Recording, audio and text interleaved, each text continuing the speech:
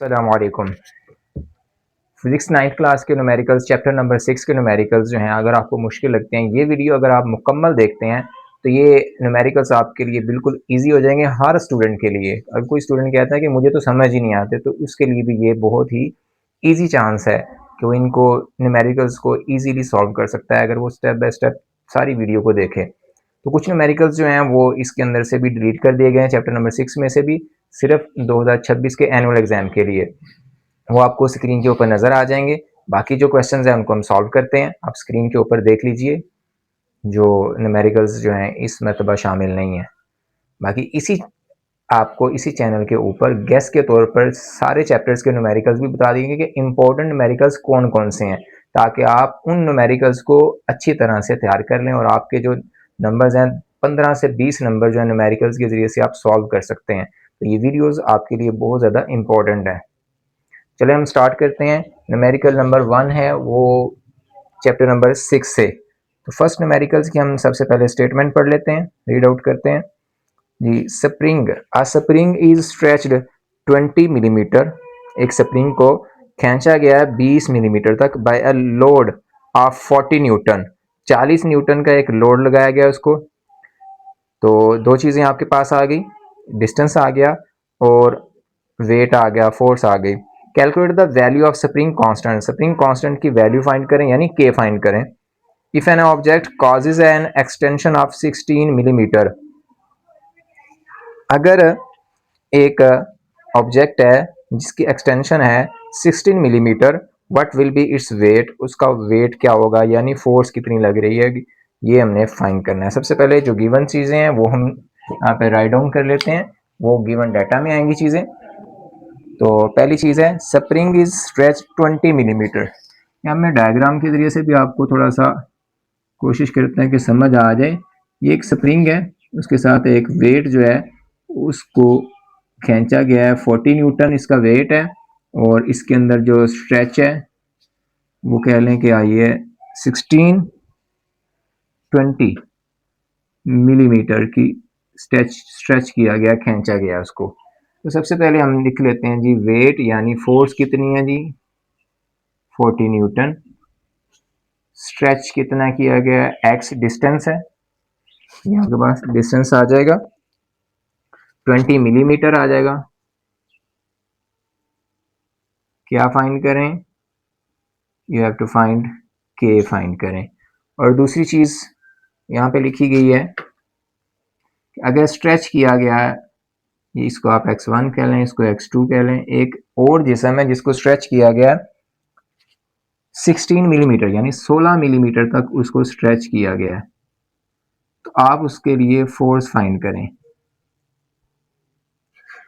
यानी उसका वेट कितना है। Weight is equal to force है, ये आपने जहन नशीन कर लेना यहाँ पे। यहाँ से हम देखें एक फार्मूला है, ये आपने इस चैप्टर के अंदर फार्मूला याद किया होगा, F इज इक्वल टू के एक्स। F फोर्स है, के कांस्टेंट है, स्प्रिंग कांस्टेंट है, और x जो है ये डिस्टेंस है जितना उसको स्ट्रेच किया गया है। तो आपको पता है कि डिस्टेंस का जो यूनिट होता है वो मीटर होता है, तो मिली की जगह पे हम इसकी वैल्यू लिख लेंगे। तो आपने क्या फाइंड करना है, के फाइंड करना है। x मल्टीप्लाई हो रहा है के के साथ, और x इधर जब आएगा दूसरी साइड पे तो f के साथ ये हो जाएगा, डिवीजन में आ जाएगा। f की वैल्यू लिख लेंगे 40 न्यूटन, और ये 20 मिलीमीटर है, ये आप 20 लिखेंगे, मिली की जगह पे लिख रहे हैं। ये जो m है मिली, ये प्रीफिक्स है, इसकी जगह पे आप लेंगे 10⁻³ ये आप यहाँ से k की वैल्यू फाइंड कर रहे हैं। आपने कैलकुलेटर पे ऊपर जस्ट क्या करना है, इसको डिवाइड करना है। पहले आप ये देखेंगे 40 लिख लें, 20 मल्टीप्लाई बाय 20 को ज़रब कर दें 10 की ताकत -3 के साथ, ये आपके पास आएगा 0.02। अब 40 को डिवाइड कर देंगे हम, जो हमारे पास आंसर आया था, तो ये आपके पास आ जाएगा 2000। ये के का आंसर आएगा आपके पास न्यूटन में। आप इसके साथ n लिख लेंगे न्यूटन के, ये आंसर न्यूटन में है, आप इसको किलो न्यूटन में भी लिख सकते हैं। आपने यहाँ से क्या फाइंड करनी है, यहाँ से आपने फाइंड करनी है फोर्स। तो इसके लिए यही फार्मूला आप इधर लिखें, F इज इक्वल टू के एक्स जबकि आपके पास के भी है और एक्स भी है। एक्स चूंकि मिलीमीटर में है तो आप इसको भी दोबारा से इधर लिखें 16 multiply by 10 raise power minus 3। अब ये जो आपने 10 रेज़ पावर माइनस 3 से मल्टीप्लाई करना है इसको 16 ज़रब 10 की ताकत माइनस 3 आ जाएगी 0.016। ये अब मीटर में आ जाएगी आपके पास। तो के की वैल्यू लिखें इधर 2000 मल्टीप्लाई बाय एक्स की वैल्यू लिख लें 0.016। दोनों को मल्टीप्लाई कर दें 2000 मल्टीप्लाई बाय 0.016 ये आपके पास आ जाएगा 32 न्यूटन आ जाएगा। ये उसका वेट आएगा। वो ऐसी बॉडी जो कि 16 मिलीमीटर जो है स्ट्रेच की गई है, ये उसका जो है आंसर आएगा। आगे हम क्वेश्चन नंबर करते हैं 6.2। 6.2 the mass of 5 litre of milk is 4.5 kg, find its density in SI units. देखिए जी मास जो है वो 5 लीटर गिवन है, दूध का मास 5 लीटर है।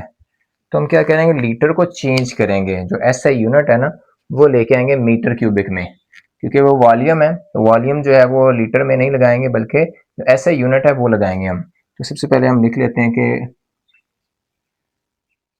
मैस लिख लेते हैं, litre of milk is 4.5 kg, mass 4.5 kg। उसके बाद आपके पास आ जाता है जी volume is equal to 5 litre. अब आप लीटर को चेंज करना चाह रहे हैं, कैसे करेंगे चेंज, इसको 1000 से चेंज डिवाइड करेंगे। तो आपके पास आपने डेंसिटी फाइंड करनी है। डेंसिटी को आप इससे भी ज़ाहिर कर सकते हैं, ये सिंबल जो है, या फिर आप डी लिख सकते हैं इसके लिए। तो दोनों में से एक सिंबल आप लिख सकते हैं यहाँ पे। तो सबसे पहले आप देखें कि इसका जो डेंसिटी के लिए फार्मूला है वो है मैस ओवर वॉल्यूम। मैस जो है उसका यूनिट ठीक है केजी, ये ऐसे यूनिट है, जबकि लीटर जो है ये ऐसा यूनिट नहीं है। जबकि 5 को हम डिवाइड कर रहे हैं 1000 के साथ, तो ये आपके पास बन जाएगा मीटर क्यूबिक। 5 डिवाइडेड बाय 1000 तो ये आपके पास आ जाएगा 0.005 मीटर क्यूबिक, ये डिवाइडेड बाय 0.005 डिवाइड कर देंगे जी। 4.5 को डिवाइड कर देंगे, ये 900 आंसर आएगा डेंसिटी का। ऊपर चूंकि किलोग्राम है, नीचे मीटर क्यूबिक नीचे लिख दें, या फिर ऊपर लिखना है तो -3 इस तरह से लिख देंगे। तो जी ये 900 में आएगा डेंसिटी। यह आंसर 6.2। जी हम न्यूमेरिकल नंबर 6.4 कर रहे हैं। 2026 के अंदर 6.3 न्यूमेरिकल जो है वो एक्सक्लूड करवा दिया गया, वो शामिल नहीं है, लिहाजा हम 6.4 कर रहे हैं न्यूमेरिकल। उसकी स्टेटमेंट हम पढ़ लेते हैं। सबसे पहले 6.4 के अंदर block of density 8 multiply by 10 raise power 3 kg पर मीटर क्यूबिक है, यानी डेंसिटी गिवन है आपके पास। उसके बाद साथ दिया हुआ है volume has a volume of 60 centimetre cubic, find its mass. Mass find करना है, बिल्कुल इजी स्टेप्स के जरिए से हम इसको सॉल्व कर रहे हैं। सबसे पहले हम देखें कि आपके पास डेंसिटी गिवन है।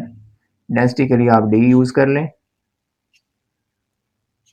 8 10 रेज़्ड पावर 3 kg मीटर पर मीटर क्यूबिक।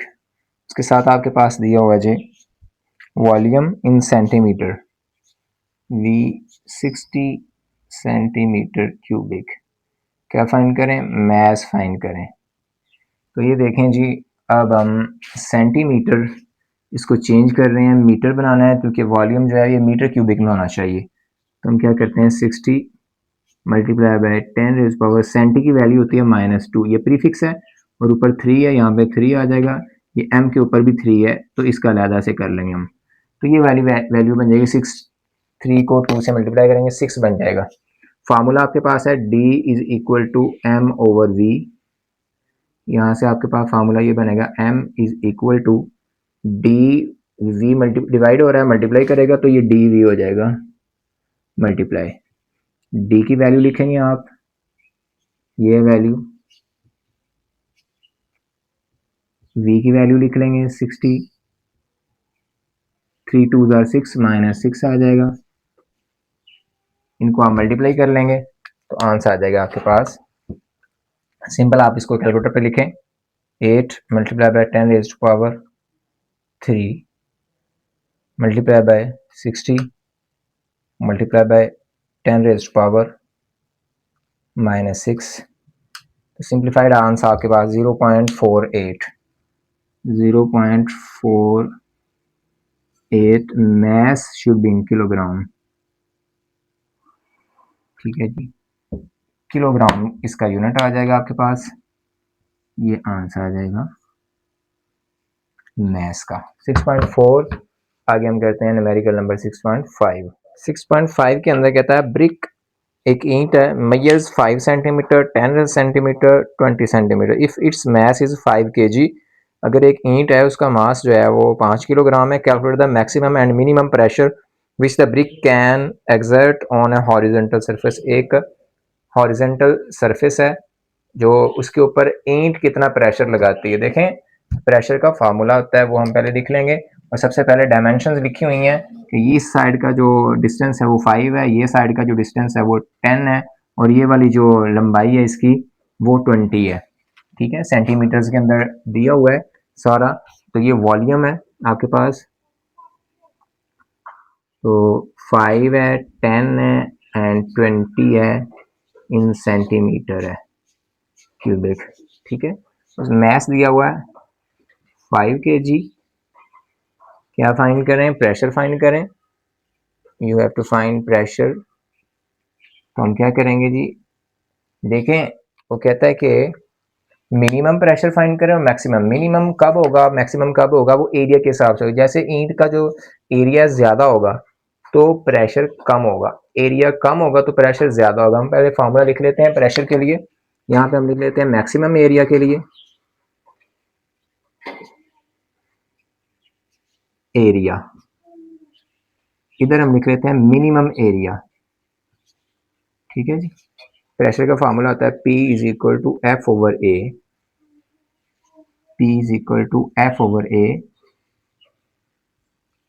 देखिए जी, मैक्सिमम एरिया कब होगा? मैक्सिमम एरिया उस वक्त होगा जब ईंट जैसे पड़ी आपको नजर आ रही है कि इस तरह लंबाई के रुख ऐसे आके लगे किसी हॉरिजॉन्टल सरफेस के ऊपर, तो वो मैक्सिमम एरिया जो है लग रहा है। मैक्सिमम एरिया जब होगा तो प्रेशर कम हो जाएगा, क्योंकि ये इन्वर्सली प्रोपोर्शनल होते हैं। अगर ये ज़्यादा करेंगे तो ये कम हो जाएगा। तो मैक्सिमम एरिया उस सूरत में होगा कि जब ये 10 और 20 मल्टीप्लाई हों। तो हम क्या करेंगे यहाँ पे कि मैक्सिमम एरिया निकाल लेंगे और मिनिमम एरिया निकाल लेंगे।